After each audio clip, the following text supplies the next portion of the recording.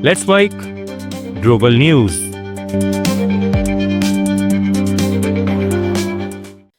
नमस्कार, let's mic global news में आपका स्वागत है। मैं हूं राखी जैन।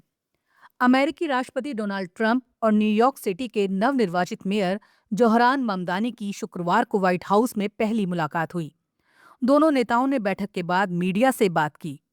मीडिया ने ममदानी से पूछा, क्या वो अभी भी ट्रंप को तानाशाह मानते हैं। इस पर ट्रंप ने कहा, कोई बात नहीं, हाँ कह दो। ये समझाने से आसान है, मुझे इससे फर्क नहीं पड़ता। रिपोर्टर ने पूछा कि ममदानी कार्बन उत्सर्जन पर सवाल उठाते रहे हैं, फिर वो वाशिंगटन हवाई जहाज में क्यों आए। इस पर ट्रंप ने कहा कि ममदानी बहुत मेहनत करते हैं और उनका यहाँ आना जरूरी था। इसमें कुछ गलत नहीं है। ये मोमेंट इसलिए खास था क्योंकि न्यूयॉर्क मेयर इलेक्शन के दौरान दोनों ने एक दूसरे को लेकर काफी तल्ख बयानबाजी की थी। ट्रंप ने ममदानी को कम्युनिस्ट पागल और जिहादी कहा था और ममदानी ने ट्रंप को तानाशाह और फासिस्ट बताया था। मध्य नाइजीरिया के बंदूकधारियों ने एक कैथलिक स्कूल से 200 से अधिक स्टूडेंट्स का अपहरण कर लिया। इस सप्ताह स्टूडेंट्स के सामूहिक अपहरण का ये दूसरा मामला है। ताज़ा हमले का निशाना नाइजर स्टेट के पापीरी में स्थित सेंट मैरी स्कूल था, जहां सुरक्षा खतरा बढ़ने की वजह से प्रशासन ने पहले ही कई बोर्डिंग स्कूल बंद करा दिए थे।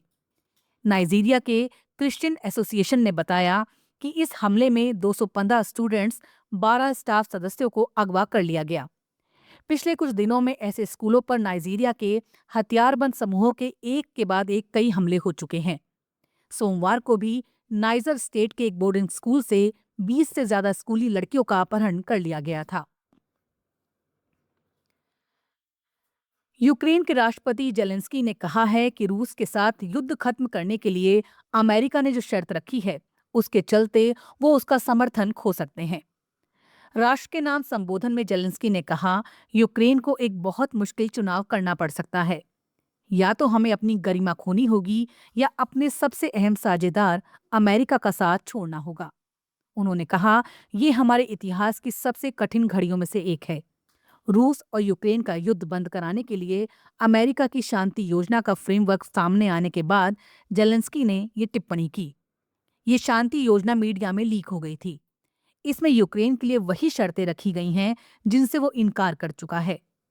28 बिंदुओं वाले इस पीस फ्रेमवर्क में यूक्रेन के पूर्वी दोनेत्स्क क्षेत्र से पीछे हटने, अपने सैनिक कम करने और नेटो में कभी शामिल न होने की गारंटी देने जैसी शर्तें शामिल हैं। रूस ने यूक्रेन पर 2022 में पूरी तरह से आक्रमण कर दिया था। मेक्सिको में उरुआपान शहर के मेयर कार्लोस मेंसो की 1 नवंबर को दिन दहाड़े उनके परिवार के सामने गोली मारकर हत्या कर दी गई थी। स्थानीय मीडिया रिपोर्ट के मुताबिक इस हत्या की साजिश में उनके ही 7 बॉडीगार्ड शामिल थे। ये सातों गार्ड सक्रिय पुलिसकर्मी थे और हत्या के बाद भी ड्यूटी पर थे। मेयर की हत्या के बाद उनकी पत्नी को मेयर बनाया गया था। ये गार्ड उनकी पत्नी की सुरक्षा में लगे हुए थे। अब इन्हें गिरफ्तार कर जेल भेज दिया गया। हत्या के समय 17 साल के एक लड़के ने मेयर पर गोली चलाई थी और मेयर के गार्ड्स ने उसी वक्त उसे मार गिराया था। अब जांच में पता चला है वो लड़का सिर्फ मोहरा था और असली साजिश मेयर के अपने सुरक्षा दल और ड्रग माफिया ने मिलकर रची थी। इस हत्या का मास्टरमाइंड जॉर्ज अमाडो उर्फ एल लिसेडियाडो है, जिसे बुधवार को गिरफ्तार कर लिया गया। वो जलिस्को न्यू जनरेशन कार्टेल का सरगना बताया जाता है। पाकिस्तान के आर्मी चीफ आसिम मुनीर ने अमेरिकी राष्ट्रपति डोनाल्ड ट्रंप को 2 और पोर्ट डेवलप करने का ऑफर किया है। ये पोर्ट बलूचिस्तान के औरमारा और जीवानी है। ईरान की सीमा के पास स्थित ये दोनों पोर्ट रेयर अर्थ मिनरल्स के परिवहन के काम आएंगे। मुनीर के नए ऑफर में शामिल औरमारा और जीवानी की जियो लोकेशन ईरान के चाबहार बंदरगाह के पास है, जिसमें से जीवानी पोर्ट भारत की तरफ से डेवलप किए जा रहे ईरानी चाबहार पोर्ट से सिर्फ 115 किलोमीटर दूर है।